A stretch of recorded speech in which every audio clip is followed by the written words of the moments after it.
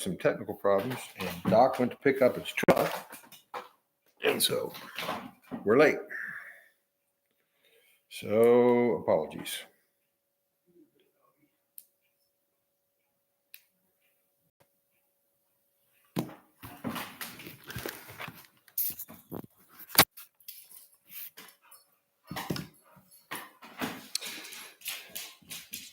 And do we have anybody have any questions so far?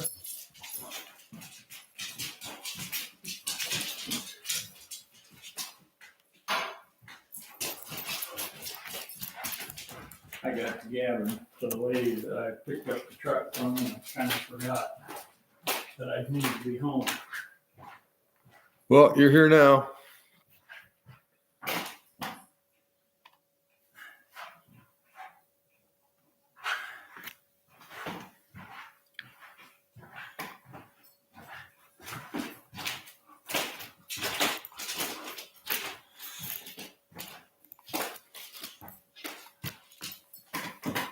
All right, he's here.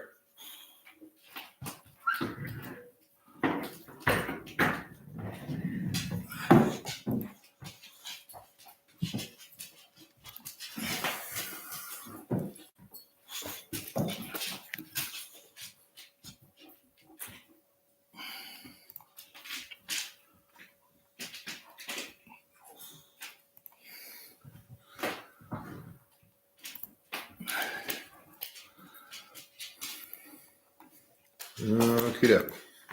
All right. So we had a question from, you've answered this question before, so you get to answer it again. Okay. Let's scoot it over here. So we had a young man who is terribly upset about his pet cow, feeder cow, Yeah, going to market. And probably a steer, wasn't it? steer, excuse me. Yep. And parents talked to him about what was going to happen, and I don't think, apparently he didn't quite realize he's 11 years old. Yeah. And he has been crying nonstop for a couple days now. So they were wondering maybe we just ought to bring him home and chalk one up to experience.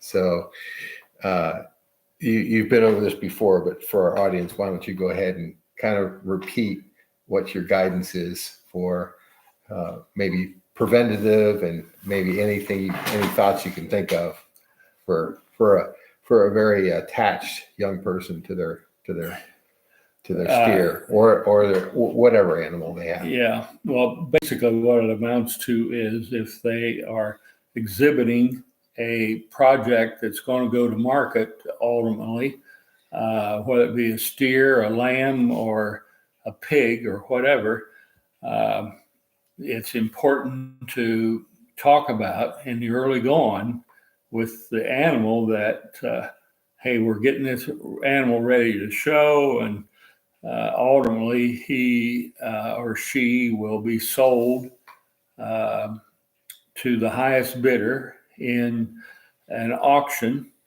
And then there are other bidders that kick in so that kids get more money for their animal than they normally would get on the market.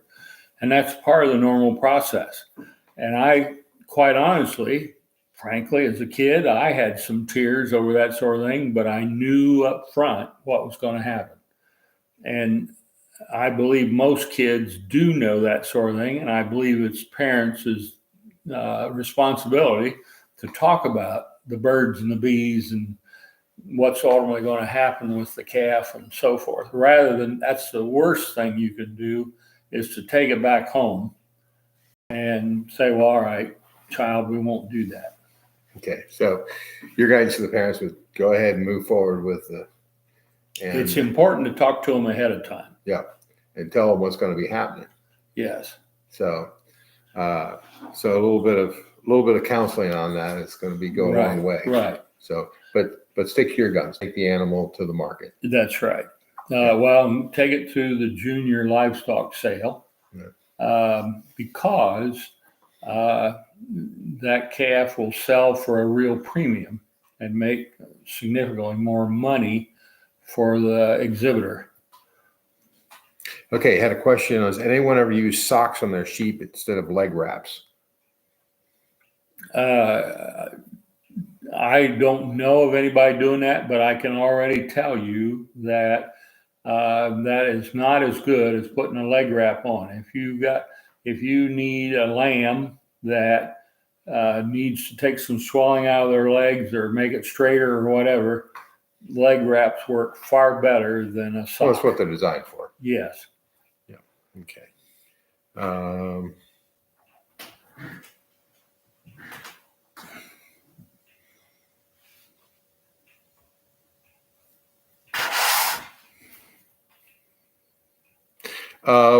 Just curious is what 4-H pay for market steers. My daughter wants to take one next year.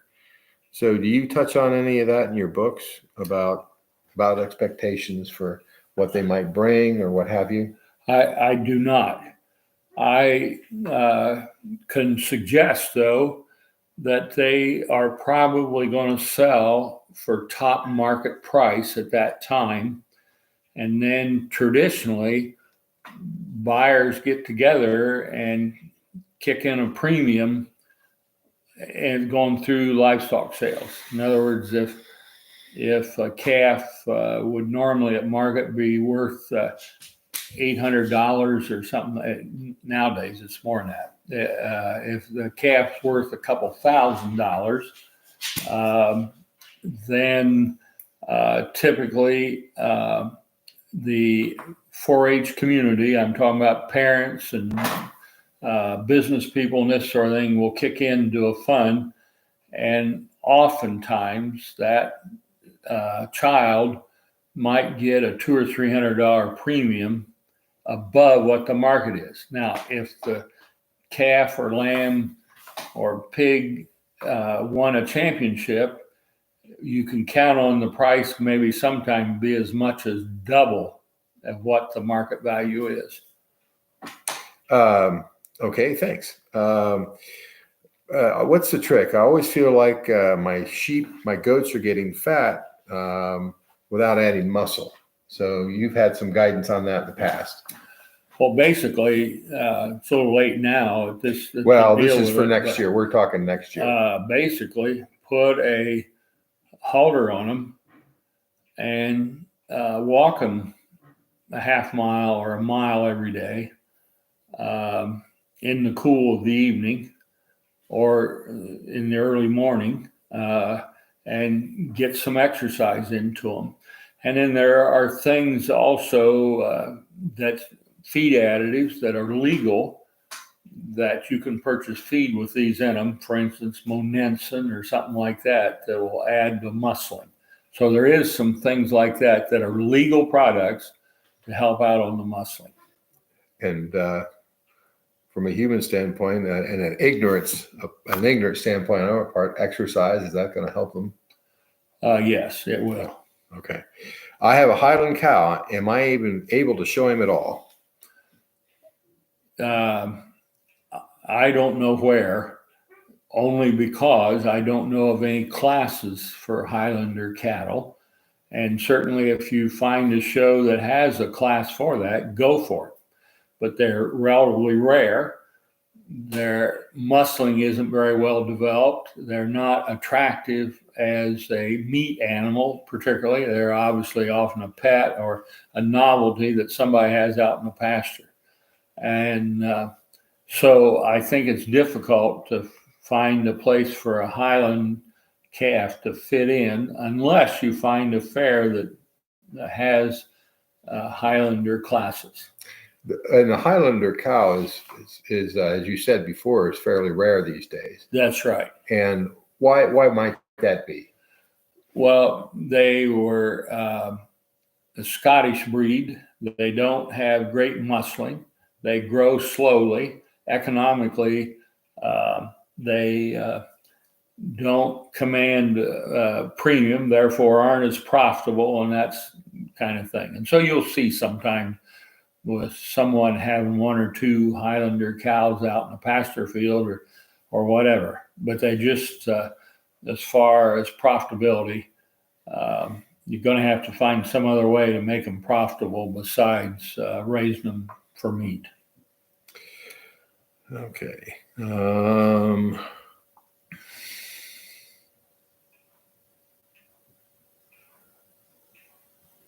Well, it looks like they're going to take your advice and they're going to take it to market and listen and encourage the child to accept the fact that it's going to the car. Well, and counsel it and talk about, what great memories they had and what went on. But this is a food animal, and therefore it needs to go for food.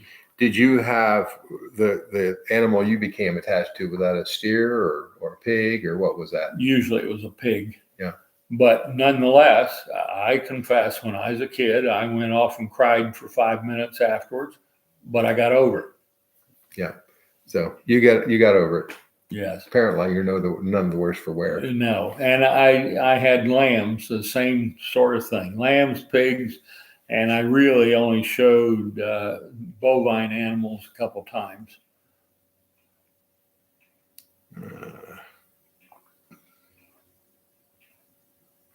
What's the best product for getting the white on my pig whiter?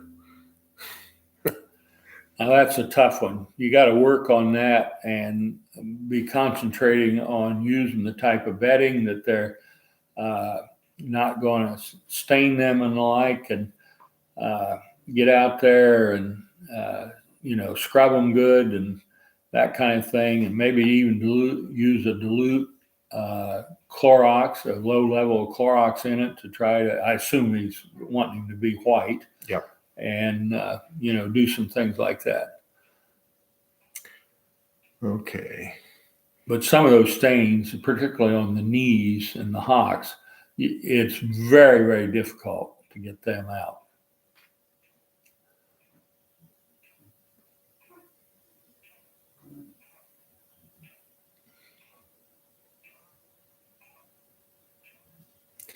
Okay. Lots of people have done well. So we're going through that. So we're going to be a little short today because we got started a little late. Right. Okay. So we'll be back on Wednesday. Yes. And we'll have some pictures from the Champaign County Fair. Yep. That we'll share. And send us your pictures if you've got animals, and we'll share those animals. Great. Okay. All right. Well, thanks everybody, and we'll be talking soon. Bye now. Bye. Did you get any pictures of the calf scramble or anything like that? I did not.